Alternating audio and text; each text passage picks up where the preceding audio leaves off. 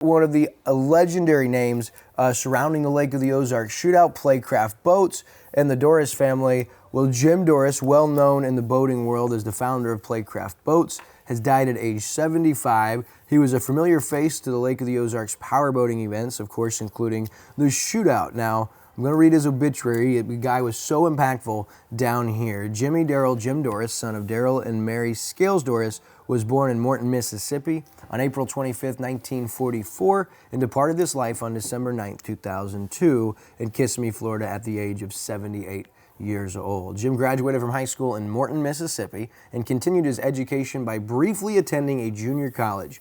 He soon joined the Army National Guard and proudly served our country until his honorable discharge in 1969. In 1968, he started building Monarch boats in Arkansas, and in 1972 relocated to Missouri to work on Appleby aluminum boats.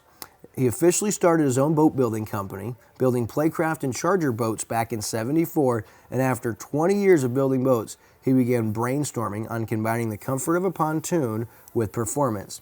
Thus, the Hydro-Tune was developed, later known as Power-Tune. His claim to fame will always be speed, and his legacy in the pontoon industry really began in 1995 with the Power-Tune design that changed the pontoon industry.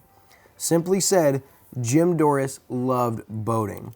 On July 23, 1977, Jim was united in marriage to Carolyn, his wife, and together they have 45 years of marriage, love, laughter, precious memories together. And Carolyn, his wife, was the first female to run in the Lake of the Ozarks shootout, and she has run every single year since winning her class. And I had the distinct pleasure of knowing the Dorris family. There's a picture of one of my very first interviews I got to do on the live shootout broadcast was with Jim and Carolyn Dorris, great supporters of Lake TV and great supporters of our Lake community.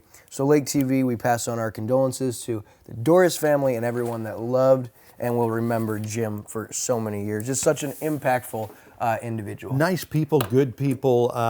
The first interview I remember after joining Lake TV was down on the docks during shootout, and you were talking with Jim and Dorris, you know, and just sweet, sweet people. You know, you'd pull them aside, you'd talk to them, and they just had all the time in the world to talk to you, tell you their story and stuff like that. So good people, wonderful people, people like that help build the Lake of the Ozarks. And help build the shootout. Jim and Carolyn Dorris, incredible. So we certainly offer our condolences to Carolyn and the entire family as we remember Jim Dorris.